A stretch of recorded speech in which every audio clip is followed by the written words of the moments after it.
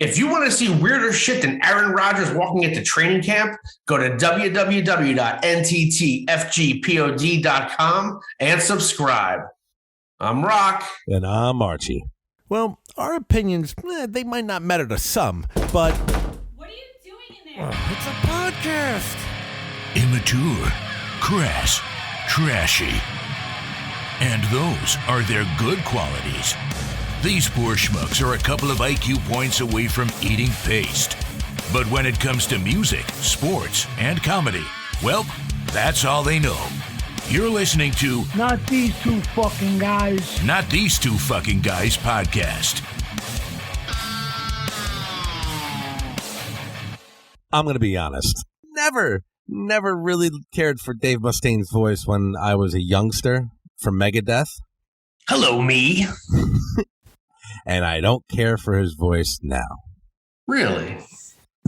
So, you told me to listen to this new song, right? I did.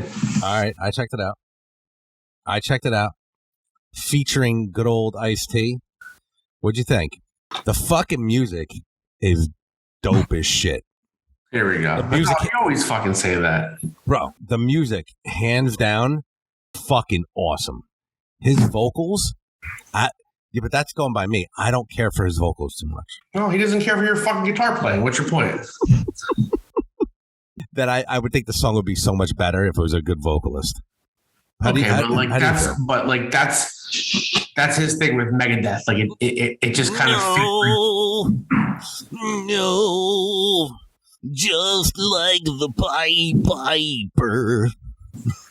No. It sounds like a fucking gnome coming out of your garden, just trying to fucking reach up. No. Dude, let me tell you something. No. I hope you get fucking hate mail from Megadeth fans that listen to this, because that's pretty sacrilegious. Oh man. Oh, listen, dude, is he fucking, Ronnie James Dio? No. What? No.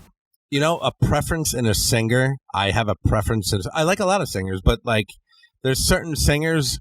You want to know who I don't like? I don't like Miles Kennedy, but he's a phenomenal singer though. Okay. I don't like him. I not that I don't like him. I don't care for his type of vocal range type shit. But Dave Mustaine, the fucking guitars are so fucking heavy and brutal. And Ice-T comes in. He does his part. I wish he did like a little, I don't know. I'm going to listen to it a couple more times.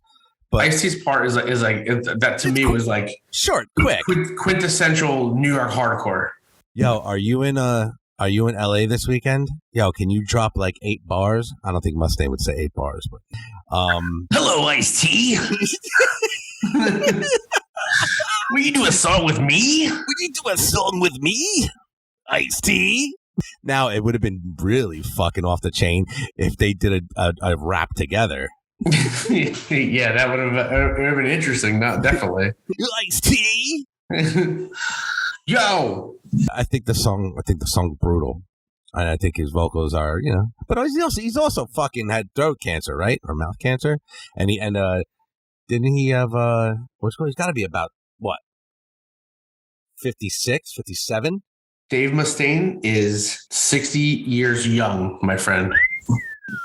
Okay, so give the guy some respect. He's been a rock star twice as long as you have been doing anything with yourself. Anything.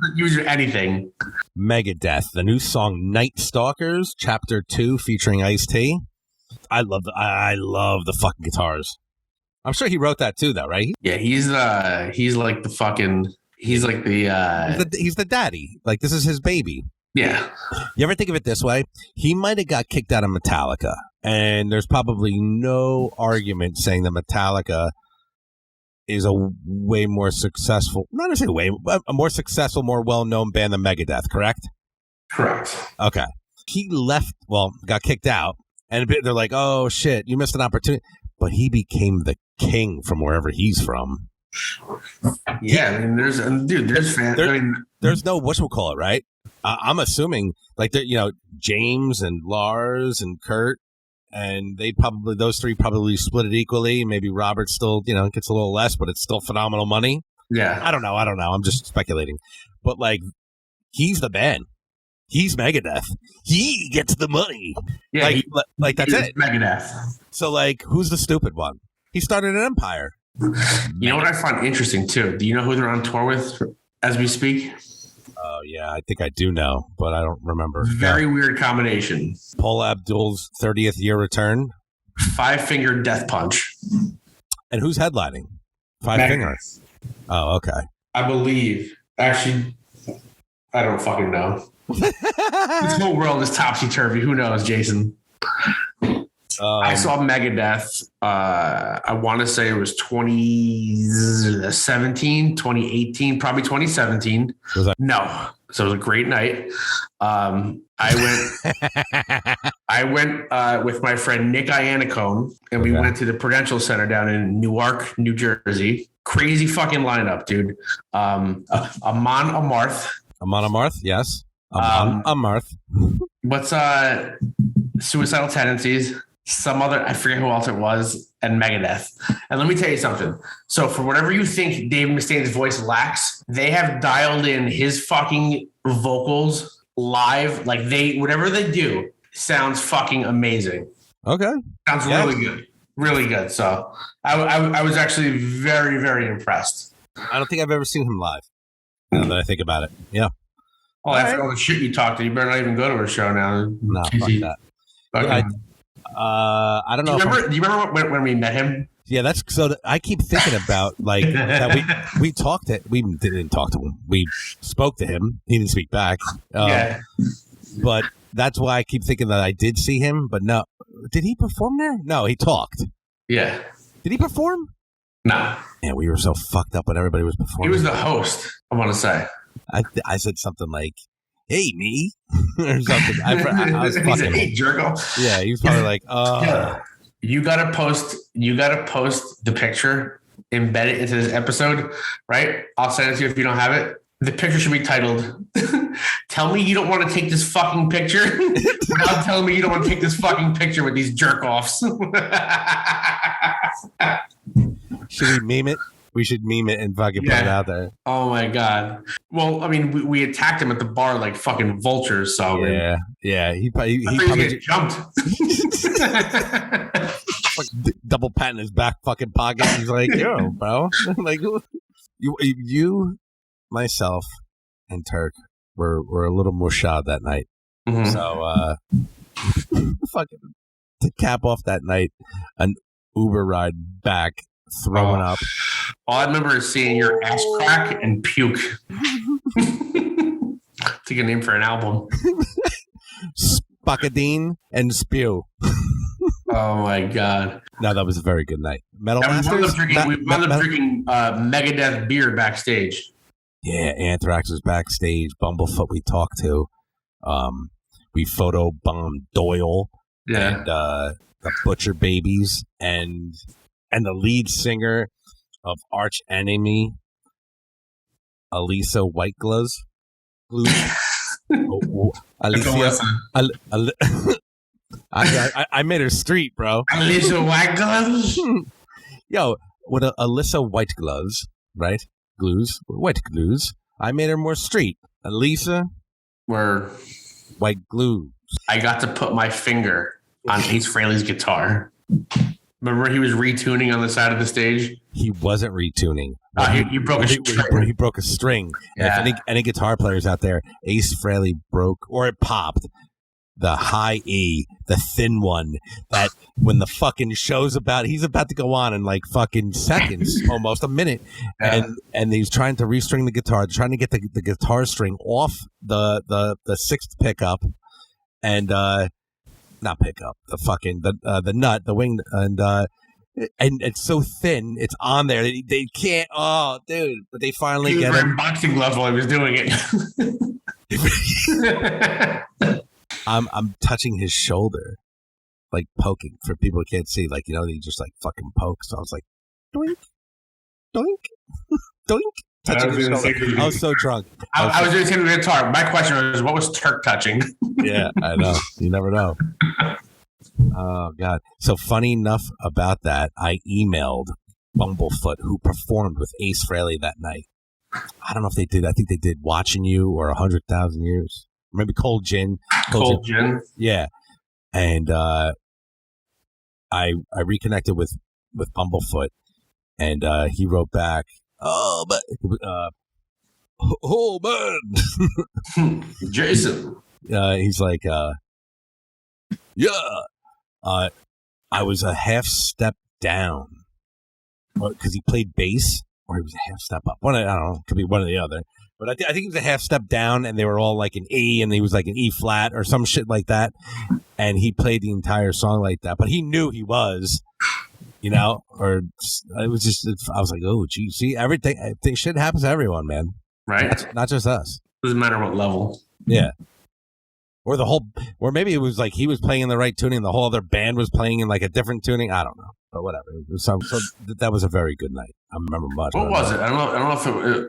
I don't think it was the Golden Gods. It was like something like Golden Gods. You did it. Was it? Yeah, but like not the one like in LA, because it was at the fucking. It was like the Silver Gods. right below it. It was the Bronze Rockers. There you go.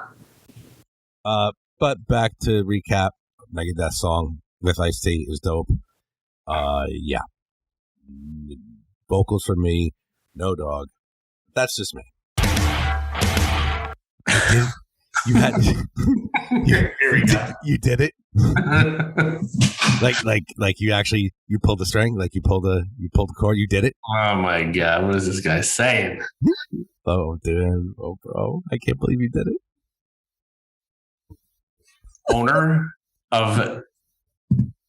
Chairman of the WWE and owner Vincent Kennedy McMahon has retired.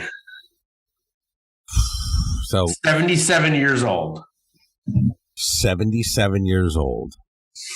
Worth millions. Billions. He's worth billions? Yes. He's a billionaire?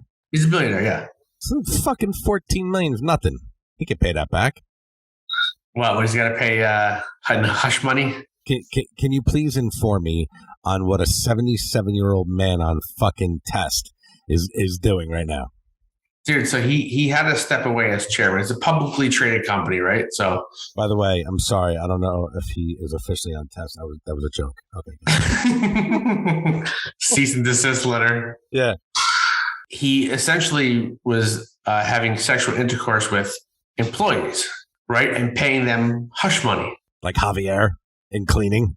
But from what I hear, like office employees, like that kind of thing, and supposedly him and his wife Linda have been separated for years or living apart, whatever it is. When you're that fucking rich, nothing fucking matters. But the thing is, so he's being investigated, right? Because it's a publicly traded company. But what I hear is that he was paying with his own money. So it wasn't like he was using company funds to like pay off. So why does anybody fucking care? I don't know. That's why there's an investigation, right? And so after they announced the investigation like a month or two ago, he came on like Raw and came on SmackDown, just to at the time, like either him coming on because he had to step down. So Stephanie McMahon was the acting chairperson, and he very correct that was. I'm like he was either giving a fuck you to everybody or kind of saying goodbye, right? Because you don't know when he'll be in front of a live audience again. And for all these fucking morons in their parents' basements, these fucking net nerd wrestling marks that say, it's just a storyline, it's a storyline. You fucking idiot. It's a publicly traded company. You can't, like if the CEO steps down of a company, it's a big deal. It can't be a storyline. Like he's going to come back at SummerSlam. I told you all! No. Fucking, with their fucking Cheeto fingers on the keyboard. Oh, they're dick beaters. They're fucking dick beaters. I heard a saying over the weekend, and I've never heard it before, and I know you have heard it. A woman sounding satisfied. Rocco trying to punchline take two. One of the best fucking sayings. I was saying it all weekend long just to myself. So another guy saw another guy with a fucking funky mustache. He was like, "What are you doing with that dick broom on your face?"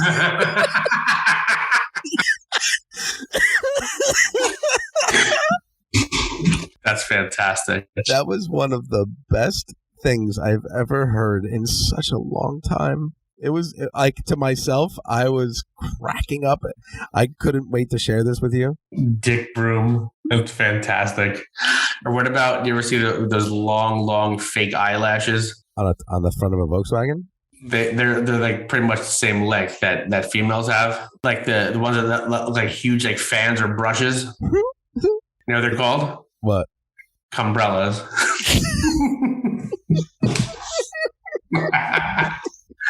This fucking WWE shit took a turn for the worse. Yo, I was walking out of Dunkin' Donuts the other day, and a woman walks in, and she's got one lash on. One lash? One lash. Do you know what it looks like coming out of Honestly, Dunkin' what Donuts? happened? Coming out of Dunkin' Donuts going, wow. Like, that just pops you right in the face. She's got one lash on, and it's a big lash, bro. It's one lash. Yeah, I don't get the whole fan paintbrush fucking lash. Look at those cumbrellas. You can't wait to use that in the office tomorrow. Oh, God. Dick Broom. What are you doing? What are you doing with that dick broom? Are you telling me what are the odds you'll use that from Wednesday? By 9 a.m. tomorrow, I'll probably have used it 6 times. So can you just really? All right. So Vince he's being allegedly charged paying his own money, but he's not even married. I don't know. There's something doesn't add up. There's more to the story that I guess people don't know. So yeah, I think they're doing their investigation. In the meantime, well, actually, he retired. So after that, a month later, he retires. So Vince always tells wrestlers you got to do what's best for business. So I think he's doing what's best for business. So his daughter Stephanie is now running the company. Now what's Triple H doing? Her husband Triple H is now the head of creative, which is basically what Vince did. So he's going to be like, he's in charge of all the storylines, all the talent, all the fucking, all the wrestlers, all the, whatever happens on each episode of Raw, SmackDown. Doesn't he have like a funny name? What's his name? His real name is Paul Levesque, but it's not like fucking. I mean, his wrestling name is Hunter Hearst Helmsley. Oh, okay. Yeah, this guy. So anyway. Back in Fuckville. So anyway, so you think this is a storyline with Vince, apparently? So yeah, probably. No. SummerSlam, you'll find out. All of a sudden, he fucking comes out of underneath the ring. Oh no! And Vince comes with the chair. Listen, he's not the CEO anymore. It's not a storyline. This guy took wrestling to heights that people aspired to and failed. Like when you think of wrestling, think of the biggest. What do you think of? Vince McMahon, Hulk Hogan, right? I mean, like, people that don't know wrestling know those guys. Yeah. He is the most influential figure in wrestling ever. Absolutely. Hands down. No, I agree with you. So we'll see what happens. Yeah, we'll see what happens. I mean, I guess we'll figure out next WrestleMania when he comes back and says, "Oh, there we fucking go. You're fired." So, Arch. Hello, Rockins. How you feeling tonight, man? I feel great. I feel like I don't get to see you anymore. We don't do last time. We do a lot of phone Zooms, mobile Zooms. Now I get to see you. I feel a little bit better. I can't wait till we do this in person. Yeah. Maybe next year sometime. Sometime. Talk to me, man. So, this is a very divisive topic. Major news in the heavy metal and rock world. All right. Philip H. Anselmo, Rex Brown, original members of the mighty Pantera, reunite for a Pantera tribute with Anthrax's Charlie Benanti on drums and Mr. Zakk Wylde picking up Dimebag's parts. Dude, let's be honest here, right? It's no shocker to the metal community that Zakk Wylde would be the guitar player. No shocker. His name throughout the years has been mentioned 100 times, him being, and rightfully so. And I think he's going to crush it. And, yeah, no doubt. And I talked to a Pantera friend of ours, TIM, Nickel Sack Jack. He thinks that like it's going to be awesome. He's going to do a good job, but he's just going to keep fucking squealing, because Dimebag did squeal, but he has, he's got his own style, right? Yeah. If you hear two songs, Zach Wilde and him, you could definitely hear the style. Of course. Anyway, with that being said, Zach is going to crush it. I think he's going to crush it. Some fans are fucking outraged. Yeah, I know. Let them be. Leave them be. It's because really Pantera, like, it's Phil's voice that is Pantera, but there's that sound. Oh, you're going to get fucking killed for that one too, bro. I know. And how about Guitar Guy, though? Without the Abbott brothers, Pantera doesn't have that sound. All right.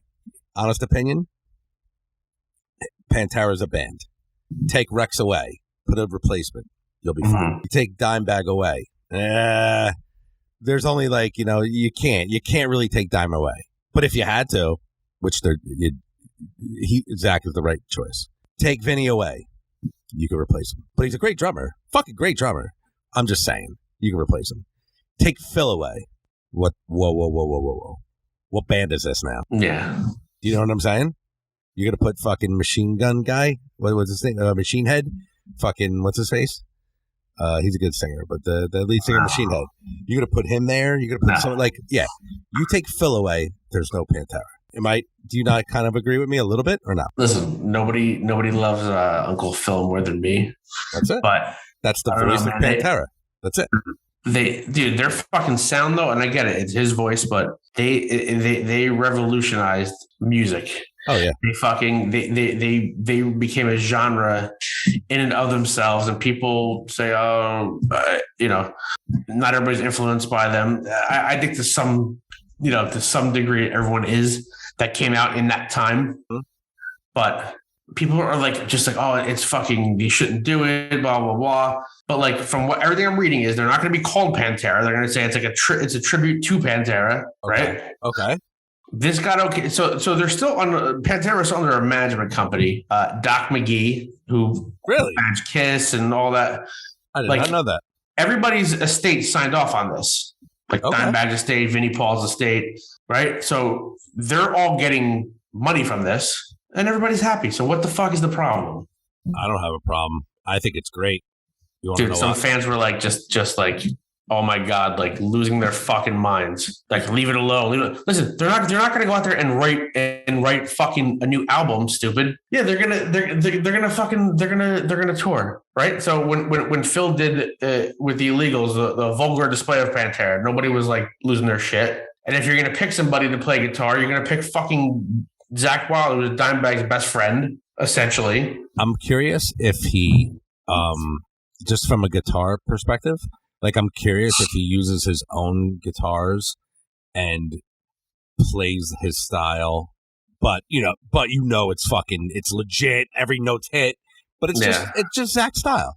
Or does he go to the extent of playing like, that V that Tim has, right? Dimebag's signature guitar. Yeah, Washburn. And really mimics him instead of being Zach Wilde. Does he mimic him? I don't know, but I'm going to say he did the latter. He's probably going to fucking, be himself, which is fine. I would still enjoy it. I would still pay money. I would still go. Yeah. Charlie Benanti's an awesome drummer. I know that Phil's personal friends with him, so I'm sure that's how he got the gig. Great drummer. Phenomenal drummer. Yeah. Like, dude, like if you're going to, and like to go see that, I'm excited that it's two really good musicians. Like, and I'm glad it's known musicians where it's not just like, listen, you can get the two greatest studio musicians, but if nobody knows them, it kind of loses some of the appeal for me. Zach Wilde fits that part so much that you ready for this? These are always just my opinions, right? Charlie Benante, great. Who did they get to play? Oh, they got the fucking they got Jay Weinberg to actually do it. Oh, awesome. Sounds great. Oh, they got fucking, the guy from fucking Sepultura to do it. Awesome. Sounds great. Like, that position could be filled. Yeah. To fill Dimebag, like there's really no other choice. Like there could be, but it's just that's the closest you're gonna get. I just think it fits perfectly. Did you see Vulgar? Filling Illegals? Yeah, and the Pantera. Did you see that live? I have not. I didn't see it live. No, I've seen them. I've seen them a couple times, but I haven't seen that particular tribute. How does Blue do? Awesome, Joey. Shout out Joey Blue Gonzalez. Listen, I'd be rocking out if they had him, dude. He's fucking. He's badass. That's what I thought that they were gonna get. Like that was my guess. Yeah. And how did he sound? Awesome. Yeah. He's fucking sick, dude. And even when the first time I saw Phil and the Illegals, and this is when they had Marzi playing guitar, like I could see that guy, maybe not as well known, Marzi Montazeri, he would be a good fit to play Dimebag's parts, but not as well known as Zakk Wylde. So the right choice was made on both ends. I'd say Zakk Wylde yes, agreed. Zakk Wylde just plays heavy. Like there's a feel to him. He's precise and he attacks the notes. You know what I'm saying? Yeah. They're not like flutteredly played and like, you know, and people have like that nice style that flow. Like he's got it, but it's fucking every note that he hit, he means to hit it. That's the best way to describe it. So hopefully the worlds align at the time that they hit the New Jersey, New York area, and you and I will be opening. Perfect. Sign us up. 100-pound pit bull down the street. I'm a tough-looking son of a bitch, okay? I walk a 3-pound peekaboo down the street. They're looking for my husband walking behind me.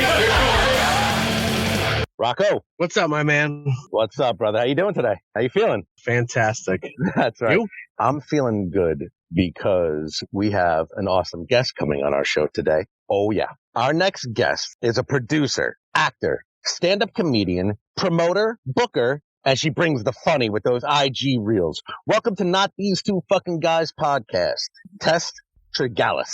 What's up, Tess? Hi. I'm so proud you did my name correctly. That is very exciting for me. Tregellas was right. You're so proud. I'm so shocked because he doesn't have a very good command of the English language. So everybody gets so nervous when they see my last name because it's like kind of a jumble of letters and people think it's Spanish. So they don't really know how to deal with the double L. So there's always a weird pause right before and you nailed it. So you should feel really good. Well, there's not many things that I nail on the often, so I think this is very, very good. What I'm thinking Greek. Are you somewhat Greek? No? People think I'm Am I off by that? English, just like full Irish, English. Okay. My family's from Cornwall, which that's in England. Like it's not. You would think it would be cool, but it's really it's just white. So. Well, if you can't tell by now, you're talking to two jamooks from New Jersey, so you can give a guess what we are. Italian. How'd you know? So,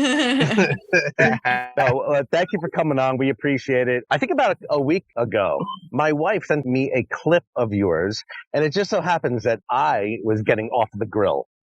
And you had this like little, I think it was like a reel that you posted. It was like dads at the grill. Mm-hmm. And like Rocky's got a daughter. I have two little girls and I am flooding with dad jokes. like they're too young to start. The oldest one's 4. She's starting to like, because I got to throw like that little face afterwards, that little reaction. And she's like, I get it. But the dad jokes in this one, it just hit me because I got off the grill. I'm fucking cracking jokes and shit. And I thought it was very funny. So I sent to Rocco and I was like, Rock, I think we got to get her on. Oh, I appreciate that. That was a risky one that I posted. People don't like when I dress up as a boy or a man. It's a hit or miss. But I'm glad it resonated. It was really fun because a lot of dad jokes don't do well in stand up. Like people are like, like it's a pun, like grown. But in the kind of more of a character or sketch, it works better, I found. But they're so fun. They're like, I just think they're great. And like, I love wordplay and I love a good dad joke. Like some people hate them. I'm here for it. I'm like, you're doing the thing. You are absolutely look like you're having a good time in these videos. Yeah, it's fun. I usually have either like a friend record or I'm alone in my apartment doing them. And I'm very concerned my neighbors think I'm psychotic. So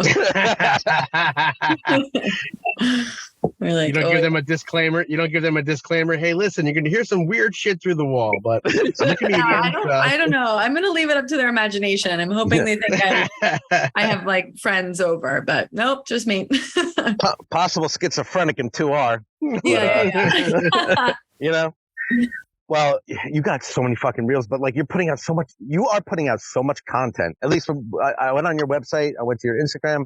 Like the content is just overflowing. I mean, is this something like, are you doing this during the day? Is this like we talked over email booking the show, you know, like I got a 9 to 5. So you're still rocking a 9 to 5 with comedy at night. How's the balance filming and doing all this stuff? Recently just got hired by Betches Media to do video production. So a lot of the videos that I make, I do with their account. So, and for their accounts. So, that's what I do all day now. I used to have a normal 9 to 5, and then I was juggling all these different jobs, and then I got hired for them. So it's still a 9 to 5, but I'm making funny videos and pitching, fun sketches we can do or characters. And it's a really good fit job for me because I was trying to make it work with my thousands of jobs and any free time I had and stand up. And it's just, I burned out, but now that it's the one thing I'm focusing on, I can just do it all day. So I love it. Good. Yeah. You got to keep the ball rolling with your head. Like if you're putting out funny content, it's got to just spin and I got an idea. I'm going to take this and put this in my pocket. Yeah. There's certain ideas that I'm like, this is a great idea, but just not right now. Or this is a great idea, but maybe it's not right for sketch. Maybe it's more of like a stand-up idea or both. Like I've taken some of my stand-up and put it into reels or other stuff like that, short films, whatever. So it's weird to find a home for a joke, but I mean, so much ridiculous stuff right now. There's just like the world is insane and the internet is so crazy. The internet is a beast and it's exciting, but it's like there's content. I'm on content. So, it's a competition, but at the end of the day, it's so vast. It's like, even if it bombs, like no one cares. So that's my mindset, at least. Yeah. So looking at your content, it's very like cohesive and looks like it's well put together. And I don't mean just the production, I mean like just well thought out and good concepts. Is there varying stages of, okay, I've got something, I'm going to record a little here and put it to the side, and that's not ready because, we tell guests in the past, Archie and I are in a band together and we'll write a song in like various stages. Like, I like this, but we don't know what to do with it yet. Put it to the side. Mm-hmm. I think with with stand up, it's a little more of like a creative process in terms of like, this is going to take a long time and trial and error and like, okay, that joke works better at this time, or if I said this word instead. So that's a little bit more like, I'm going to save that for later, or there's something there kind of idea. But I think with video for me, if I have an idea, I just have to like write it, shoot it, do it, get it out of my head, out of my list. And then I'm like, okay, great, that's done. I can move to the next thing. But the biggest mistake I made when I was starting, which was like in college, but I would just like I started in improv. So I was like, oh, I can just like, I have an idea. I'll just like improv it and then edit it together. And that is like the least efficient way to do video production. It's if I could give like myself, and someone told me this too when I was starting, they were like, make sure you write out the script first and then record it, you'll save so much time. And I was like, no, I'm good. And now I spend way more time on the script and writing it and making sure that's great, and then filming. And then if something fun happens, like amazing, you can add it in and make it funny. But so I hear you on that. Yeah. I had to, I winged Rocky's, best man speech, and that didn't go too well. No, there's sometimes where winging it is good. Like, I think sometimes where you're like, I'm just going to wing it. And sometimes it goes great. And then you do it once and you're like, I'm never doing that again. But now putting out these videos, like, do you feel like there's a somewhat like of a competition between do you take it as competition? People out there like, you know what? I'm a better stand-up than her, but like, she's got more followers. She's got more publicity. She's got more. What's it like behind the scenes in the comedy world? I don't think I think at a show in stand-up, if you're funny, you're funny. Like if you're in the room and someone's killing, and then you go and you see their Instagram and you're like, they have 400 followers. You're not like, sucks to be, you're like, oh, what? How are you? You know, like they focus on this one thing and they're so good at it. And sometimes I have more respect for someone like that who's like, I know exactly what I want to do and I don't want to put in social media. There are times that social media gives people bigger opportunities or more credit when maybe they aren't prepared. So I've seen people who have a bunch of followers and they try stand up, and sometimes it's like, oh, you're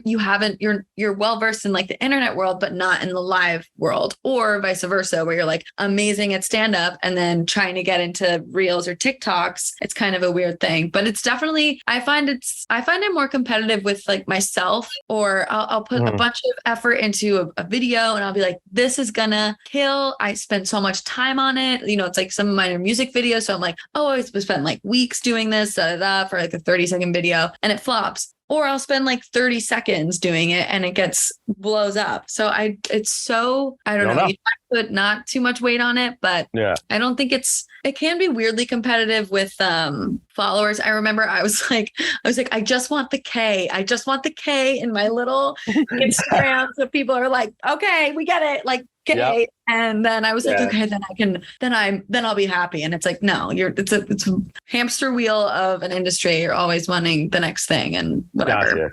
Yeah. Being that you do so many things, like Archie said in the intro, how do you even begin? Like, to me, someone with like OCD, that seems like so overwhelming. How do you even begin to prioritize what you want to do next and what you think will be, the best move for you? I'm still figuring that out. But I have ADD. So I feel like for me, having multiple things going on at once is like the norm for me. I got LSD. Yeah. Just a little different. No, so I'm obviously constantly trying to do it. I feel like I try to focus on one thing at a time and then that just falls out the window. But I think when you're in the comedy world, like just being in comedy, it's such a small world. So you can kind of branch out and be like, okay, I'm going to try stand up for a couple of years and then maybe I'll do acting or improv. So you can I like to bounce it around a little bit just because that's who I am like by nature. But I think some people just want to do stand up for the rest of their lives and they want to go and and for me, I'm like, yeah, I love live audiences, but I don't think stand up for me is like the full trajectory. Like, I think at some point I'd love to tour. I'd love to tour a show. I'd love to have an hour tour and that, but not forever. So I don't know, maybe I'll like start a farm. Like you never know. Like life is so bizarre. So I don't like to do that, but yeah, that was time. It actually leads me to where I wanted to go next because like I mentioned in the intro, acting, stand-up, filming, producing, like what's like your hierarchy right now? And, I would say, what do you love doing? What do you love doing out of all those? And then I'm starting to see, like music, like, I'm still learning your background and stuff like, how much music, like musicianship do you have? I see you holding I think it was like a ukulele or something, right? I just started doing musical comedy. I started in musical theater and then did acting. And I always sang, but I was never really confident in my singing voice because there were so many like, Broadway bound singers that I was in classes with or lessons with. And I was like, okay, well, I don't sound like that. But I still had like my voice. And I found that if I was writing it and it was funny, like the pressure of being a good singer diminished. So I was like, it doesn't matter if I'm on pitch or if I'm good, as long as the joke lands. So it freed up music for me a little bit. So I started doing that like a year ago, which was a big step for me because I was so nervous. I get so nervous when I sing, and I learned like four chords on the ukulele. You can teach yourself a lot. So I wrote a couple songs, and then I have another friend who's a music producer, and we produce together, which is he's much better than me. I'm like, it sounds like this. And he's like, great. So, so I would say, comedy, I would say video comedy is my top right now. It's where I've seen like the most success, and it's what I'm enjoying at the moment because it's quick turnaround and it's there's more of like a collaboration, and there's like there's a due date, there's a finished thing where you're like, it's done, it's posted, goodbye, next thing.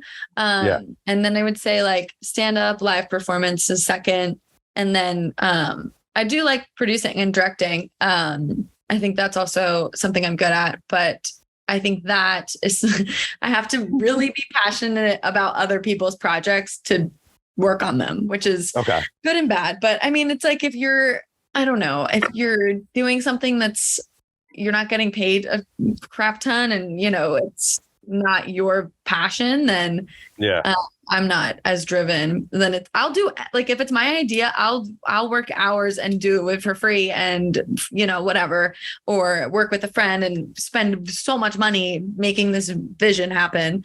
But for someone else, you know, it's tough, but yeah. Got it. Many hats. Many hats.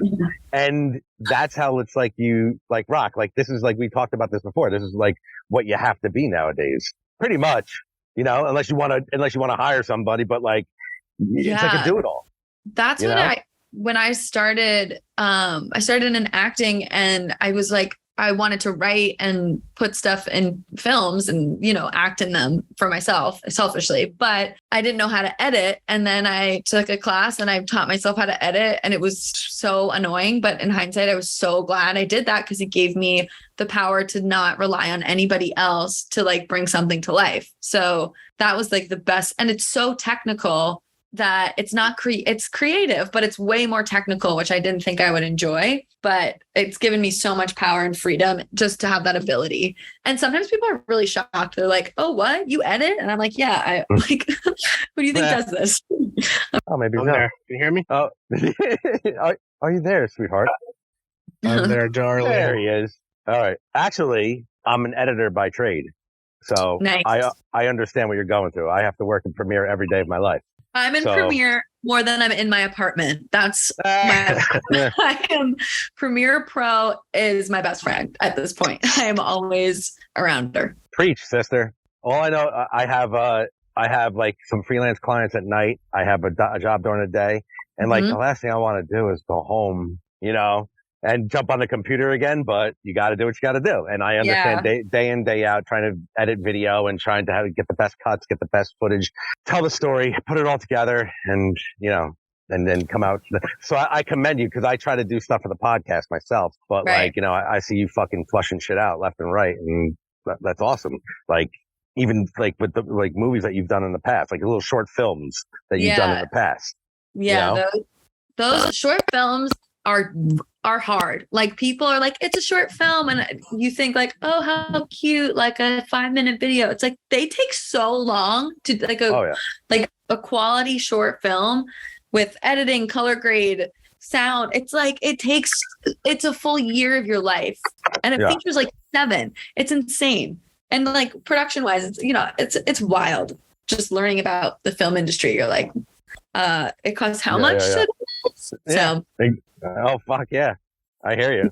The let me see which one it was. I'm looking. I think it was Last First Goodbye, where I mean, I'm not no spoiler. You can go on your website and watch it. But like the you owe me $2,000. Yeah, it's like you can spoil it. It's like 6 minutes long, but but like just hitting the punchline there, I was like, all right, here we go. You know, and the guy was casted well too. I think. Oh, he's great. He's one of my good friends.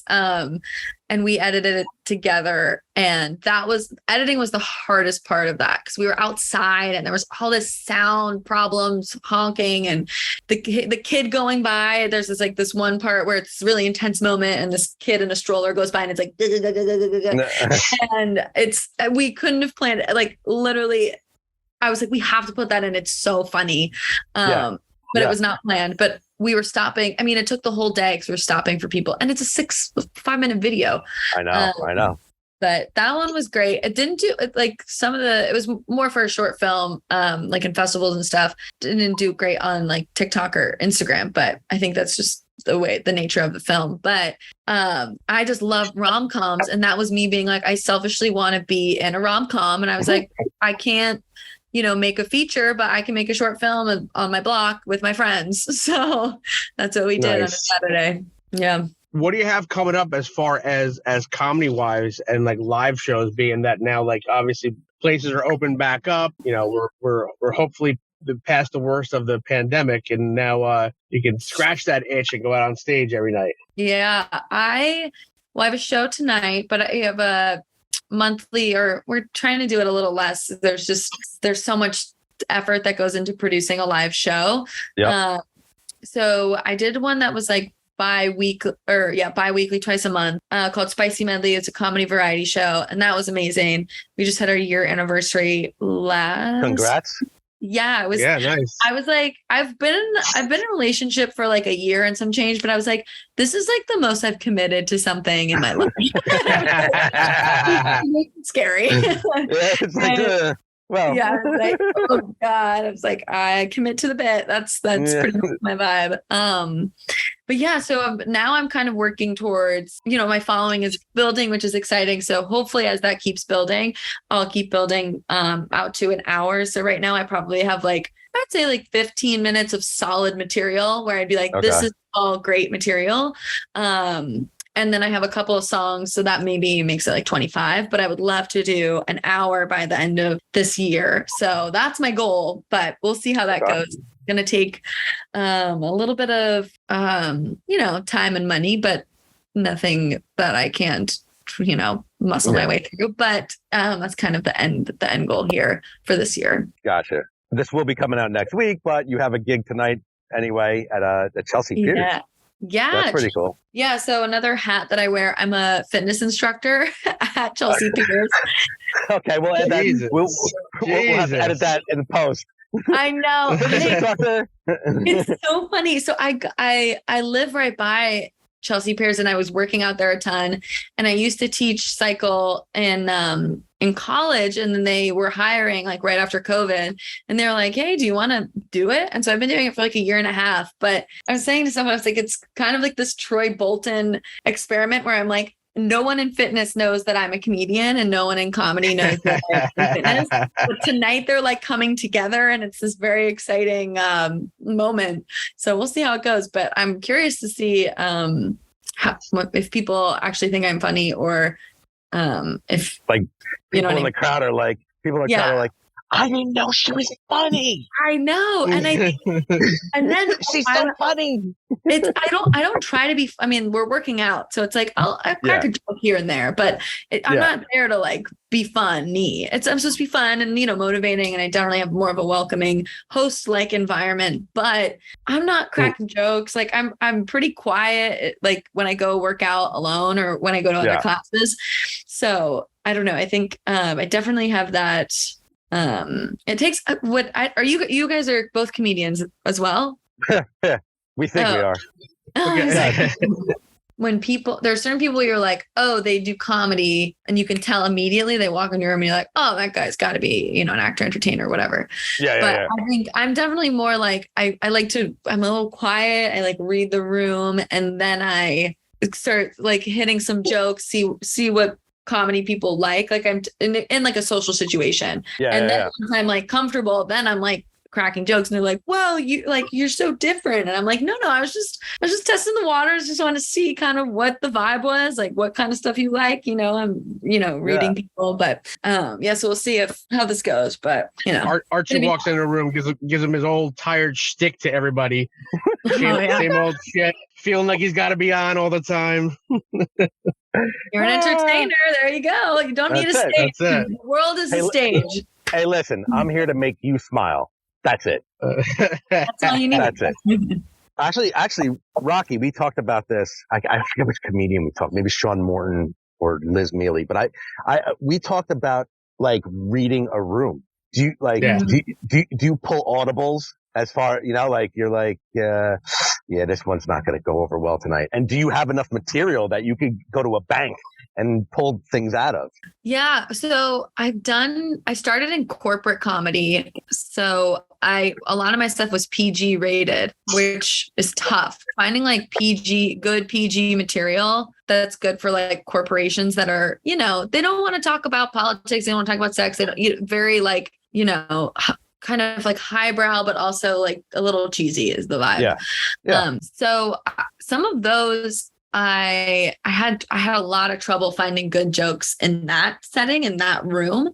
But once I feel in a comedy show, there's bound to be some, girl who gets it. I'll say something and there's bound to be some guy, some girlfriend bought her boyfriend the tickets and he's there and maybe he's Mr. Grumpy Puss, but the girl is like, oh my God, I love her. Like there's always, you can always rely on like a couple of, it's usually women for me. And then, sometimes the guys laugh because the girls are laughing. I don't know what happened, but they're laughing because you're funny. That's why. No, but I've definitely got some pushback from more men because a lot of my stuff is about, dating and, bad relationships or bad guys, but which is like, that's what people could do should, if you were stand up, I'm not like coming out as like I hate men kind of thing, but they're just funny situations that happened while dating. Yeah. Like that's something it's funny.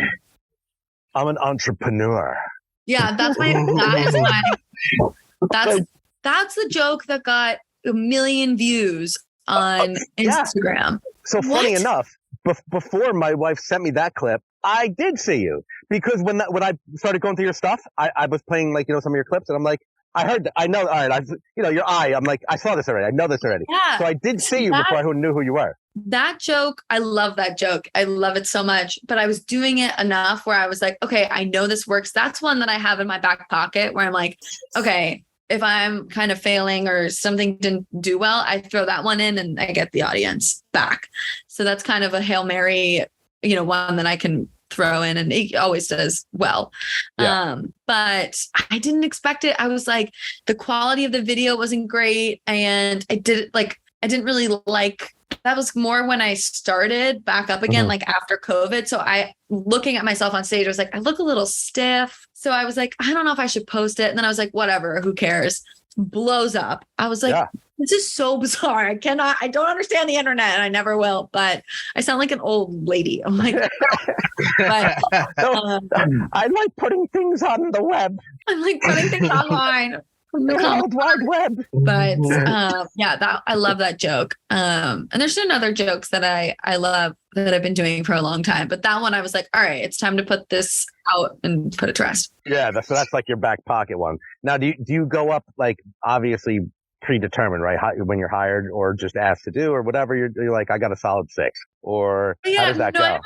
I have usually they ask for 10, where I am right now. So it'll be 8 to 10 minutes. And I'm starting to get a little more comfortable in that. So I know my type 5, it is great. And I can do that. And then I can sprinkle in, crowd work, which is terrifying to me, but I need to, work that muscle.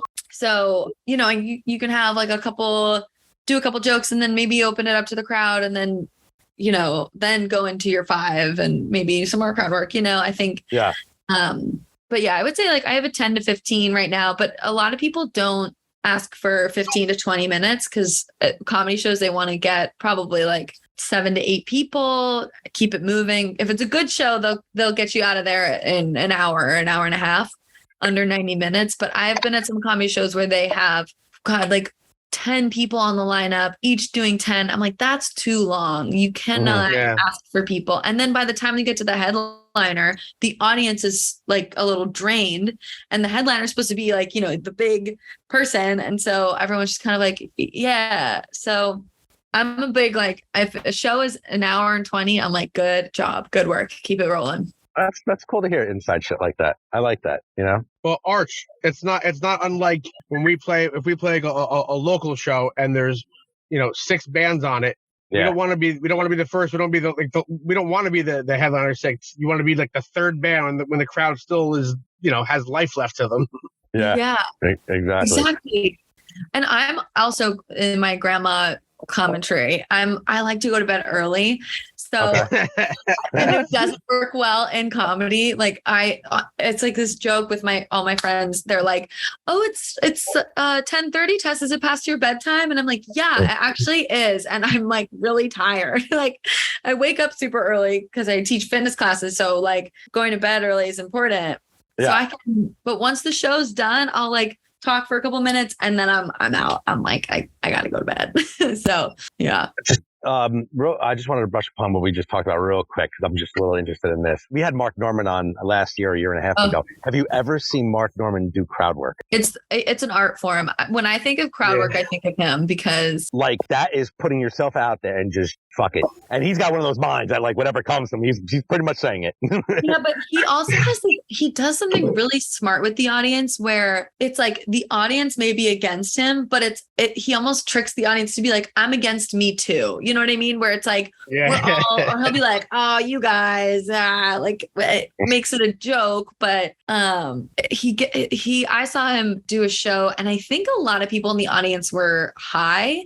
So high audience comedy is like bad. Like a drunk, like sometimes if they're too drunk, they get loud, but if they're loud and they're laughing, it adds. But when you're high and watching comedy, it's like your brain is moving a little slower. So it takes a little more time and you're a little quieter maybe. But anyway, so this audience was weird. Like every comedian was like, what is going on? And he was able to like harness that energy that he was coming into and just totally take control and make it about how everybody was high. And it was so funny. And it was so great. That's when you see a comedian, like you see someone, if you see someone editing or something and you're like, wow, that's such a cool skill. It's so mechanical. How interesting.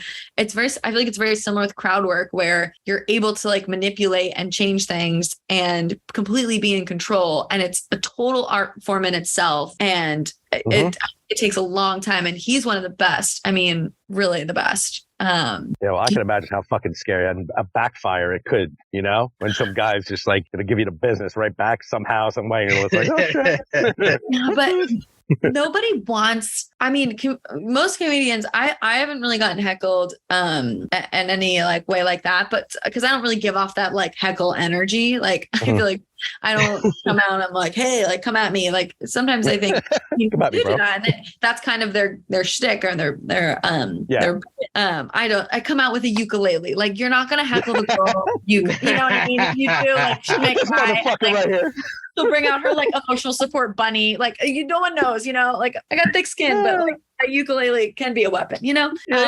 but I do think that if you're the person yelling or like being annoying at a show, you're never going to be funnier than the comedian. They're always going to shut you down or you'll just look stupid. Like, I just don't think you shouldn't go into a comedy show and be like, oh, I'm going to talk. And because people are like, do you know what's going on here? Like you paid for this. I've seen people, I saw someone, her name's Ashley Gavin and she's a great comedian and she roasts the audience. She's very, kind of does well with heckles and crowd work. But someone was, I think videotaping or making faces or pretending to be asleep or something to like elicit something out of her. And she was like, all right, stop what you're doing. Like, I want you to leave. Like, I'll refund your tickets. I'll pay you or whatever. Whatever you want. You can leave. You're ruining the show. And it was so serious. It was almost refreshing because she wasn't like pulling into, what they wanted, which was like, oh, let's have like witty banter and like, let me see if I can get a comeback in. It was very much like, I'm gonna shut this down right now. Like not in my house, not in my show. So that's a whole other, doing it gracefully, but I also think doing it, to a point to be like, just stop. Yeah. I got you. All right, Tess. Yeah. It's been fun. It's been real. It's been real fun. Yeah. Where can we tell everyone where they can find you, what you got coming up, and anything you'd like to say? Yeah, you can follow me on Instagram at Tess Treg, Treg. And coming up, you can just watch some of my videos and share them with your friends and comment. I love seeing all that stuff. So yeah, that's pretty much me. Don't fuck with the girl with the ukulele. Yeah, that's gonna be my hour special. Don't fuck with me. or a merch shirt. Tess Tregellas. Again, Rocky and I thank you very much for coming on. We know you got a big show at Chelsea Piers tonight, but thank you very much, and we appreciate it. And I think we're going to see some big shit from you coming up in the near future. So thank you guys for having me. This was very fun. Awesome. The great, the funny. All right, we'll talk soon. Tess Tregellas. Take care. Bye. Thank you. Bye.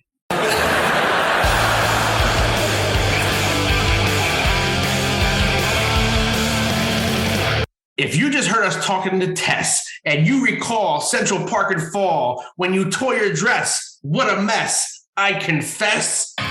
then you just listen to Not These Two Fucking Guys podcast. Yeah.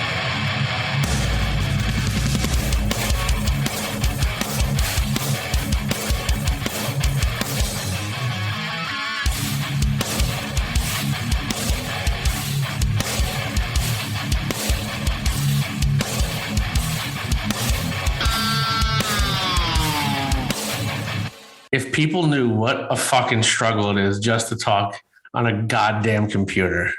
I have never seen anybody with such problems that is so dumb at a computer. Thank you. Like there's some fucking like I know you bust my balls, but you're dumb. No, I appreciate that. And I resemble that remark.